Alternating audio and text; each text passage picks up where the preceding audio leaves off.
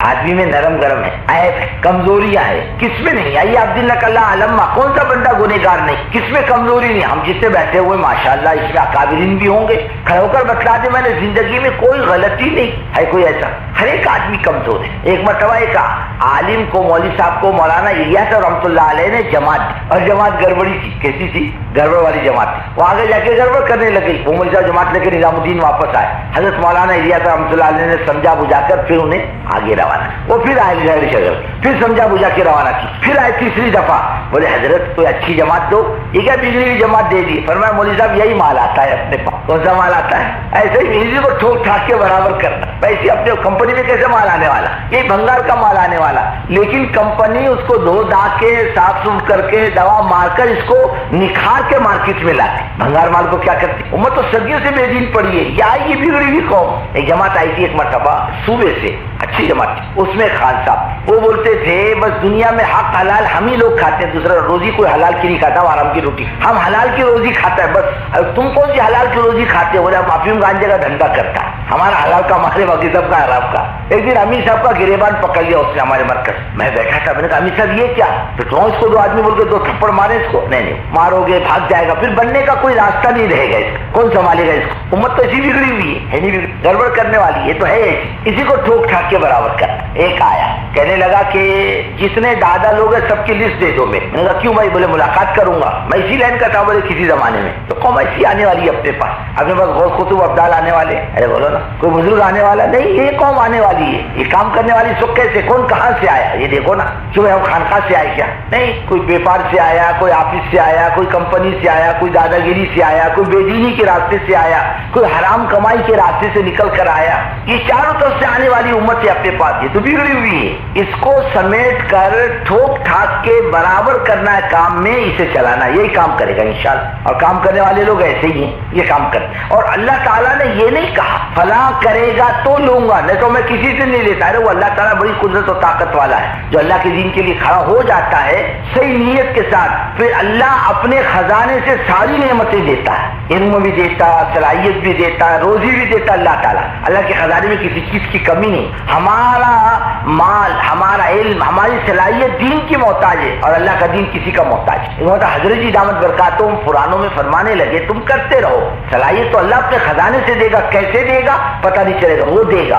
پھر کئی واقعات سنائے، اس میں ایک واقعہ یہ بھی سنایا، ایک جماعت کہیں پیدل سفر کر رہی تھی، اس میں ایک بستی پر سے گزر ہوا، وہ بستی مرتد بستی، 100% مرتد ہو چکی، سب مسلمانوں کی بستی۔ ان لوگوں نے دیکھا مسجد ہے، بستی میں بند تھی، وہ پہنچ گئے، وہ بستی والوں نے بھائی صاحب جاؤ آگے جاؤ، یا ٹریننگ دو کہ ہمارا تمہارا کوئی تعلق باقی نہیں رہا۔ امیر صاحب نے کہا اتنی بے دردی سے تو بات مت کرو، ہماری بات سن لو، پڑھ گئی تو بہت اچھا، نہیں پٹی تو کوئی زبردستی تو نہیں ہے، تمہیں تبلیغ والے ڈنڈا لے کے پھرتے گئے، ارے بولو نا جو نہیں مانے گا تو بولے ماریں گے اس کو، نہیں سن لیا بہت اچھا، نہیں سنا تو خاموش، بولے کوئی دو بات ذرا ڈھنگ کی کہتے ہیں، سمجھ میں آئے تو کر لو، نہیں آیا تو ہماری کوئی زبردستی نہیں۔ تو مقامی لوگوں نے کہا ٹھیک ہے، اگر ہم کو نہیں پٹی تو ہم آپ کو ٹھہرنے بھی نہیں دیں گے یہاں پر، بولے چلو منظور، جاؤ ساری بستی کو جوڑو جا کر، اور ساری بستی کو جوڑا جا کر۔ امیر صاحب نے 2 رکعت پڑھی، نے کہا اللہ یہ بیچارے جنت میں جائیں گے آپ کا کیا نقصان، اور یہ جہنم میں جائیں گے آپ کا کیا نفع، اللہ نیک توفیق دے دے، کوئی راستہ کھول دے ہدایت۔ سب گاؤں جمع ہو گئے، امیر صاحب کھڑے ہو گئے، ہاں بولے کیا بولنا ہے تمہارا؟ بولے ہمارا دین سے کوئی تعلق باقی نہیں رہا۔ بولے ایسی جھوٹ بات مت بولو۔ بولے کیوں؟ ارے بھائی تمہارا باپ مسلمان تھا؟ بولے ہاں، ماں بھی مسلمان تھی، باپ بھی مسلمان تھا،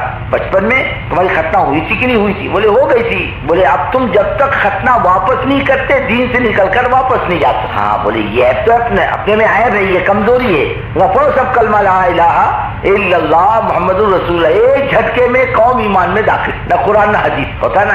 اللہ کب کس صلاحیت دے گا نہیں بول سکتے، کرتا رہے یاد، ادھر ادھر کے اصولوں کی بیماری میں نفع۔ ایک مرتبہ ایک بستی میں حضرت کا سفر تھا، یہ 1970 کی بات، 70 غالباً 70 کی بات، 70 کا مسئلہ، وہاں کوئی بات ہی سنتا، کوئی بستی جمع ہی نہیں ہوتی۔ اب اس ساتھیوں نے سوچا، مشورہ نہیں اپنے طور پر سوچا، انہوں نے ایک کارڈ چھاپا، دعوت نامے، فلانے کو تاجر کو، فلانے ملازم کو، فلانے کو کہ فلانے مولوی صاحب باہر ملکوں کا سفر کر کے آئے، وہاں کی کارگزاری سنائیں گے، آپ حضرات تشریف لائیے، چائے پانی کی دعوت ہے۔ وہ ایک حال میں جمع کیا، سنی بات انہوں نے، یہ تو باہر ملکوں میں جاتے ہیں، یہاں کائے کو روکتے ان کو کام۔ اب کسی نے نظام الدین بات پہنچا دی کہ فلانے علاقے والوں نے بے اصولی کی، کارڈ چھاپے، دعوت نامہ چھاپا، لوگوں کو جمع کیا، اللہ حضرت کی عمر میں برکت عطا فرمائے۔ حضرت مولانا عبید اللہ صاحب رحمۃ اللہ علیہ بھی تھی اس مجلس میں۔ مولانا نے کہا بھائی دیکھو، ہو ہو سکتا ہے اس سے کوئی غلطی ہوئی ہو، لیکن کیوں کیا یہ تو ذرا پوچھو، غلطی کیوں کی نو، یہ بے اصولی کیوں کی، ذرا معلومات تو کرو، کوئی سبب ہوگا اس کا۔ بزرگوں دوستو، کام کا اپنا ایک مزاج ہے، اس لائن سے کام کو ہٹاؤ تو کام ہٹتا نہیں، اسی لائن پہ چلے گا۔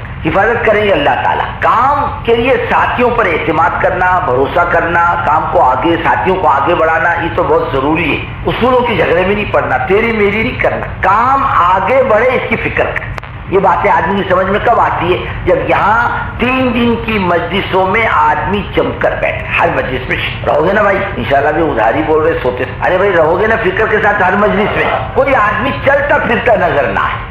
یہاں مجلس ہو رہی اور ماشاءاللہ ادھر ادھر چل رہے تھے، اپنی بات چیت کر رہے، اپنا مذاکرہ چل رہے، السلام علیکم، اب یہ بات چیت چل رہی، مسافر ہو رہے، معانقے ہو رہے، بات چیت ہو رہی، وہ سب کی فکر یہی ہو۔ اور بزرگوں، آدمی کام کرنے والوں کی فکروں پر راہوں کو اللہ کھول، یہ مجمع فکر لے کر آیا نا اللہ راہ، ایسی راہوں کو کھولے گا آپ گمان نہیں کر سکتے۔ اور کتنے اچھا مجمع اور بے فکر ہو تو بزرگ دوستوں آدمی کی طبیعتیں کھلتی نہیں، اس لیے آنے والا مجمع اور اللہ کے یہاں پرانا بھی ہے اور کام لے کر چلنے والا بھی ہے۔ اگر یہ فکر کے ساتھ اپنے 3 دن گزار دے، ہر مجلسوں میں جم کر بیٹھے اور فکریں کرے تو انشاءاللہ اللہ کی ذات سے امید ہے آئندہ ہم جب بیٹھیں گے تو ہمارا کام آگے بڑھا ہوا ہو۔ کیا ہوگا کام؟ اور اس وقت ضرورت ہے اس کی فکر کرنے کی، وہی کرو گے نا۔ اور ایک اور گزارش، یہاں جو ضرورتوں کا انتظام کیا گیا ہے اسی جگہ پر آدمی اپنی ضرورتوں سے فارغ ہو، یہ ادھر نہ بیٹھے، یہ استنجے کی جگہ، یہ وضو کی جگہ، یہ کھانے کی جگہ، سہولتوں کے سارے انتظامات ہیں۔ ایک دوسرے کو تکلیف کا ذریعہ نہ بنے، کہیں بھی بیٹھ کے وضو کر لیا، اب یہ زمین ہے مٹی کی اور کسی کا پیر پھسلا تو تھوڑا سا مجھا تکلیف اٹھا لے، وضو کی جگہ پر چلا جائے، بیڑی پی کر وہیں بجھا رہا، یہ پلاسٹک کی بچھائے تھے، کیا ہوگا؟ ایک نے انگار پکڑ لی تو یہ 2 منٹ میں جلے گا، یہ ہوا کی طرح سلگتا ہے۔ یہ 3 دن کی مچھلی، اس میں بیڑی نہ، سگریٹ نہ۔ اور بعض لوگ کیا کرتے معلوم، اس لیے کھانے میں بیٹھتے بیت الخلاء میں تو وہ بیڑی پی کے اس کو نشانات بناتے، نام بھی لکھتے بیٹھے بیٹھے۔ اب دیکھو پرانے جو بیت الخلاء ہے اس میں جو پلاسٹک کے دروازے وغیرہ ہیں نا، ان میں باقاعدہ نشانات ملیں گے، بمبئی کا نشان، پونے کا نشان، رتنا گیری والوں کا نشان، رائے گڑھ والوں کا نشان، بیٹھے بیٹھے نام لکھ رہے بیڑی سے، اور اس کو وہ سوراخ کر رہے ہیں لین۔ کس کا نقصان ہے؟ یہ آپ کا نقصان ہے۔ کس کا نقصان ہے؟ یہ آپ کا نقصان۔ تکلیف کس کو ہوگی؟ آپ کو ہوگی۔ یہ جل گیا تو یہ کس کا نقصان ہے؟ اپنا نقصان ہے ہی۔ اس سے اپنے آپ کو پریشان۔ بعض مطلب بیڑی پی کے وہیں بجھاتا اندر، وہ پلاسٹک آگ پکڑ لیتی ہے، یہ بھی نقصان ہوتا ہے۔ اب استنجے کو جاتا ڈبہ وہیں چھوڑ دیتا، یہ حضرت تشریف لے آتے، کیوں کہ بولے وہ چھوڑ دیا تھا، کیوں چھوڑا ڈبہ؟ یہ بولے وہ گندا ہو گیا۔ اچھا، یہ حضرت تشریف لے جاتے ہیں روزانہ دن میں 4 دفعہ 5 دفعہ، یہ گندے نہیں ہوئے، ایک دفعہ ڈبہ جانے سے گندا ہو گیا، اس کو اٹھا کر اپنی جگہ پر لا کر رکھ، دوسروں کو رہا ہم لوٹا لے کر گئے اندر، لا کر رکھ دو، اب دوسرا جو آیا اس کو مل جائے گا، لوگ ہم نے اندر چھوڑ دیا، بیچارہ پریشانی، ادھر بھاگ رہا ادھر بھاگ رہا، یہ پریشانی آج۔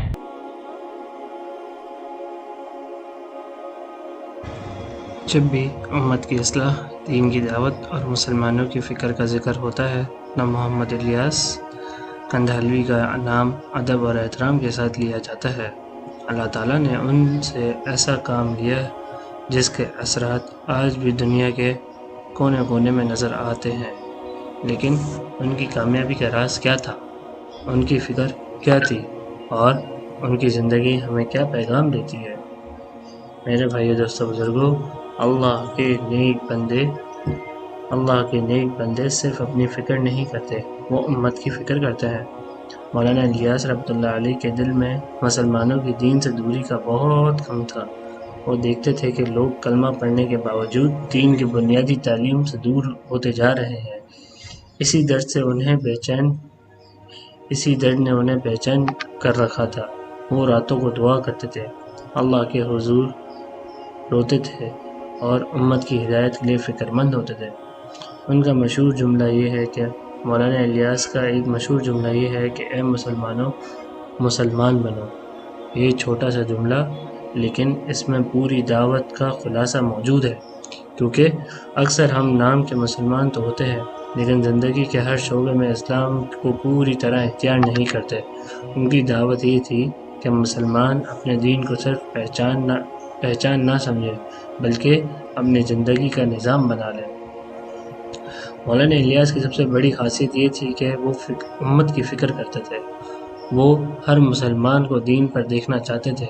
ان کی فکر صرف کسی ایک علاقے تک محدود نہیں تھی، بلکہ پوری امت کے لیے وہ چاہتے تھے کہ ہر مسلمان نمازی بنے، اللہ والا بنے، اخلاق والا بنے، دین سیکھے اور پھیلائے، اپنی جان اور وقت کا استعمال کرے۔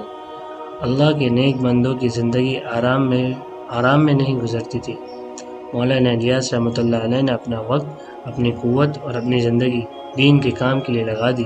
ان کی فکر یہ نہیں تھی کہ لوگ ان کی تعریف کریں، بلکہ ان کی فکر یہ تھی کہ اللہ کا دین لوگوں تک پہنچے۔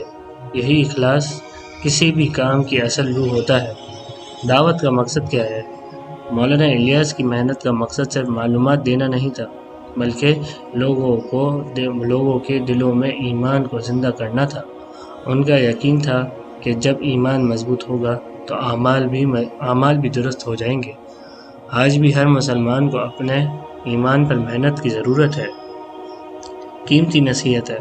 مولانا الیاس رحمۃ اللہ علیہ کی زندگی میں ہمیں بہت کچھ اہم سبق دیتی ہے۔ نمبر 1، دین کو اپنا مقصد بناؤ۔ دنیا ضروری ہے، لیکن اصل مقصد اللہ کی رضا ہونی چاہیے۔ نمبر 2، امت کی فکر کرو، صرف اپنی نجات کی فکر نہ کرو، دوسروں کی بھی دین کی طرف بلانے کی فکر رکھو۔ نمبر 3، دعا کو مضبوط پکڑو، اللہ سے تعلق کے بغیر کوئی کام کامیاب نہیں ہوتا۔ نمبر 4، اخلاص پیدا کرو، کام اللہ کے لیے ہو، لوگوں کے لیے نہیں۔ نمبر 5، عمل کی فکر کرو، صرف سننا اور کہنا کافی نہیں، دین کو زندگی میں لانا بہت ضروری ہے۔ آج امت کو کس چیز کی ضرورت ہے؟ آج امت کو ایمان کی مضبوطی کی، نماز کی پابندی کی، قرآن سے تعلق کی، اخلاق کی اصلاح کی اور امت کی فکر کی ضرورت ہے۔ یہی وہ چیزیں ہیں جن پر مولانا الیاس زور دیتے تھے۔ آج ہر شخص اپنے دل سے پوچھے، کیا مجھے اپنے دین کی فکر ہے؟ کیا مجھے اپنے گھر والوں کی دین کی فکر ہے؟ کیا میری نماز اللہ کو راضی کرنے والی ہے؟ کیا میں امت کے لیے دعا کرتا ہوں؟ کیا میری زندگی میں اخلاص اور فکر آخرت ہے؟ کیا میں روز اللہ کا ذکر کرتا ہوں؟ مولانا الیاس کی زندگی ہمیں یہ پیغام دیتی ہے کہ اپنے ایمان پر محنت کرو، امت کی فکر کرو، اللہ سے تعلق کو مضبوط کرو، یعنی نماز پڑھو، اللہ کا ذکر کرو، دین کو اپنی زندگی کا مقصد بناؤ۔ یاد رکھیے، اللہ کے یہاں وہ لوگ قیمتی ہوتے ہیں جو کہ بندوں کی ہدایت اور بھلائی کی فکر کرتے ہیں۔ امت کا درد رکھنے والے لوگ امت کی اصلاح کا سبب بنتے ہیں، اور جس کے دل میں دین کی فکر پیدا ہو جائے اس کی زندگی کا رخ بدل جاتا ہے۔ آخر میں بس یہی دعا ہے کہ مولانا الیاس کی دین کے لیے کی گئی محنتوں کو قبول فرما، ہمیں بھی دین کی فکر اور امت کا درد نصیب فرما، ہمارے ایمان کو مضبوط فرما، ہمیں نماز، قرآن اور سنت پر چلنے کی توفیق عطا فرما، ہمیں اخلاص اور استقامت نصیب فرما، اور ہمیں اپنے مقبول بندوں میں شامل فرما۔ آمین یا رب العالمین۔ اور یا اللہ ہمیں ہدایت دے، امت مسلمہ کو ہدایت دے۔ آمین یا رب العالمین۔ جو کچھ سنا گیا اللہ تعالیٰ اس پر عمل کرنے کی توفیق عطا فرمائے۔ مزید اسلامی اور اصلاحی بیانات کے لیے ایمانی بیانات کو فالو کریں، لائک کریں، سبسکرائب کریں۔ جزاکم اللہ خیرا۔